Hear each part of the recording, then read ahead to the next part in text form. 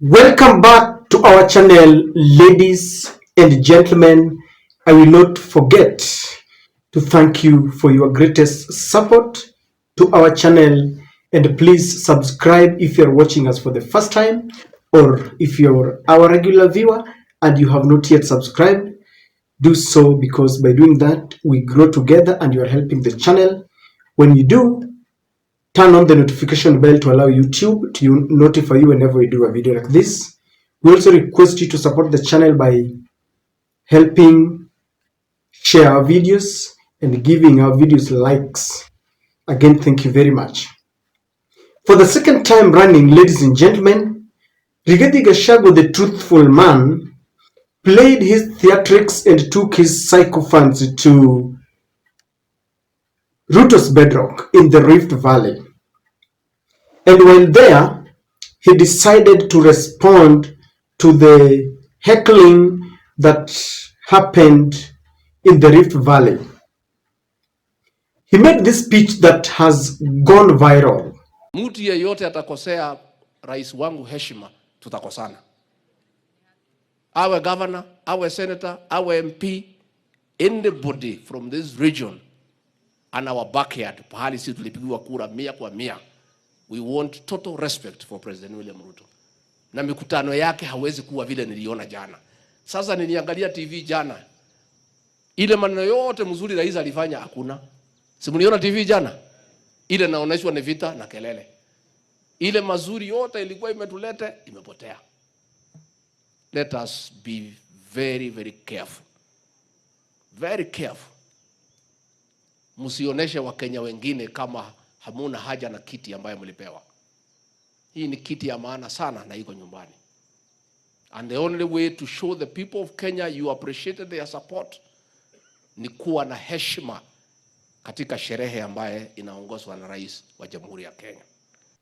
After that speech, ladies and gentlemen, Alfred Keter, who has been a thorn in the flesh to the Ruto administration, said the following. Wahenga walisema, when you see a father who reminds his children that he is their father and therefore he deserves to be respected, then you will know he is the problem himself. And this applies equally to mothers faced with the same. This is a fundamental principle in life. Alfred Keter is telling Rigathi Gachagua and the likes who are in the same box that he should not be reminding them to respect William Ruto, neither should he be reminding them to respect Gachagua. It is a fundamental principle that you need to respect your father and mother. That is there. But then Alfred Keter is saying that, respect is something that is earned, especially if it is coming from someone who does not command it. I have always opined on this channel that you cannot meet someone for the first time and respect them or trust them. Respect and trust are earned. Now, I want you to listen to this guy who responded to Keter's tweet, and he gave us a very funny proverb. It's an African proverb. This guy is saying, there is an old adage which goes like, you can never treat diarrhea by blocking the path. You will only make things worse once the volcano breaks loose. These guys are treating diarrhea by blocking the path, and they might soon begin seeing very bad things. There is a general belief that things are cooking up in the Rift Valley and in the mountain, the strongholds that voted for William Ruto and Rigathi Gachagua. But instead of addressing the problem, they seem to be, they want to block, the path like this man is saying. And soon it will erupt. The reason I've read for you those two, ladies and gentlemen, people have discussed what Rigathi Gachagua said. This is the second time Rigathi Gachagua went to the Rift Valley to read the Riot Act to them. The first time this happened was when Alfred Keter launched an onslaught into the Ruto administration telling them that they have increased taxes contrary to what they had promised to the hustlers. And Rigathi Gachagua went there and told, he was like, he does not understand how people can give Keter audience as he speaks ill of the government.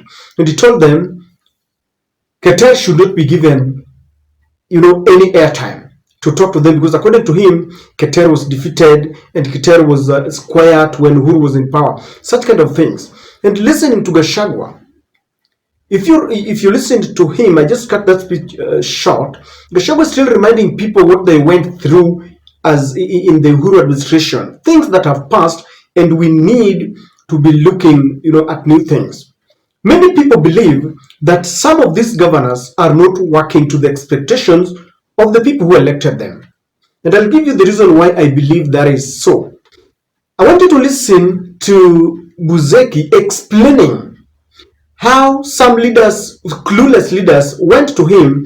They wanted to become governors. They did not have anything to show for it. So they went and asking for ideas. And Buzeki is wondering, how would such counties fare on? Niko na ideas na niko na network. Kuna gavana moja alichaguliwa rafiki yangu. Akasema niliangukia, hakujua atapata. Akaambiwa enda utafute Buzeki, alikuwa na manifesto mzuri, lakini kwa sababu alishindwa, si uende umwambie akusaidie hiyo manifesto. So akakuja akaniambia nisaidie hii manifesto. Nikampea. Tukasoma. Akaniambia, nikamwambia lakini unajua vitu vingine huazingisho huwezi implement kwa kuna tofauti, lakini I was just giving you a general idea. Akasema sasa kama hii tuta implement namna gani? Nikamwambia sawa, I'll give you somebody ya kuguide. Sasa nilikuwa najiuliza kwa roho yangu, hawa watu walichagua huyu mtu kweli hana ubaya, lakini si wataumia hii mwaka tano kwa sababu sio. Can you imagine? No, this is a true story. Nikamwambia kwa sababu tulikuwa tunaongea shughuli ya kutengeneza factory ya nyama. Nilikuwa namwambia kule kwako kwa sababu mko na ng'ombe na mbuzi, tukaleta factory ya kuchinja ng'ombe na kuweka nyama kwa canned beef. Akaniambia na tutapata wapi hiyo technology? Nikamwambia twende Turkey nikupeleke. Akaniambia na passport naweza pata wapi? Hata passport ana. Passport hakukuwa naye. Ikabidi twende tutafute passport. Na saa zingine nyinyi mnajifanya wajuaji. Wajuaji ya pesa nane nyinyi mtachagua watu wabaya mtapata shida. These leaders rose to power by euphoria. UDA was taking over the country with a lot of lies. They were the new fresh breath that people had ever seen. And most of them clung to Ruto's and they were elected. And this shows, ladies and gentlemen, that Rigathi Gachagua is a man who still believes in the Nyayo era. Mtukufu Rais, chama cha baba na mama. We understand that office, the office of the presidency, must be respected. In fact, this is taught as early as in the primary levels, that a president is a symbol of national unity. Now, if you are a symbol of national unity, you should also carry yourself in a manner suggesting that you want to unify the nation. Rigathi Gachagua is one person who believes that because they are shareholders, you should give priority to those people who voted for them. While the constitution is very clear, once you have been declared a president, then you need to, conduct yourself in terms of appointments, your speeches and everything that you do, that when Kenyans look at you, they see a leader who is not dividing the nation, but uniting. The way Rigathi Gachagua is behaving is like he believes that once you are a president, you are a president of the people who elected you. No wonder if there is a problem that is bedeviling Mount Kenya, Rigathi will be speaking about it. But if it is any other county, he will be quiet.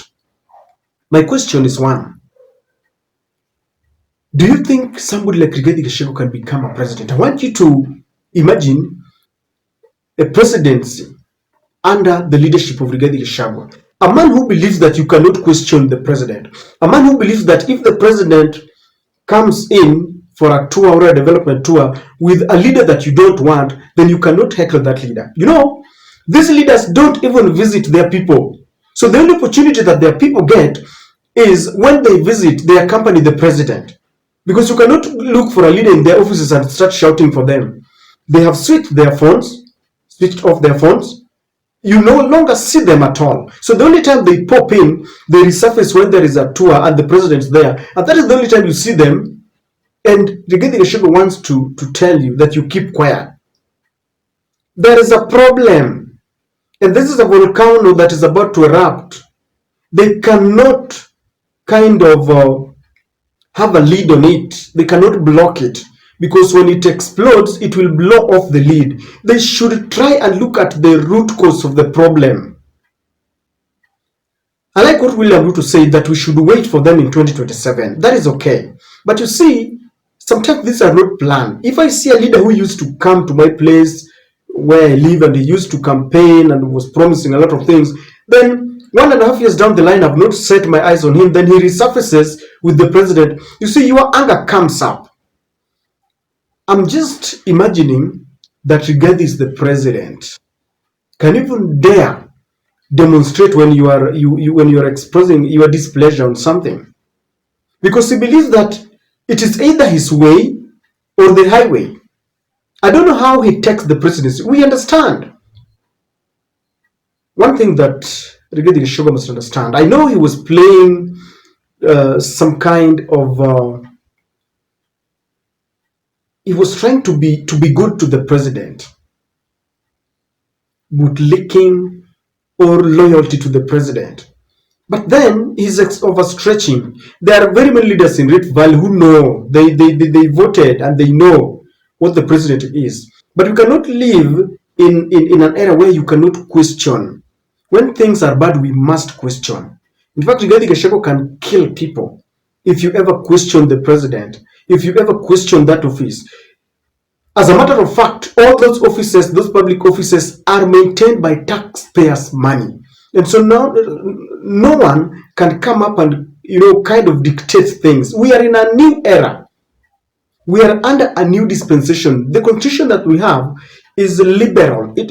I understand that he still has the mentality of the D and the thing, the yes sir. But I would urge the deputy, even all those the advisors, to try and make him understand, to grow also, and understand that we are not in the past ages.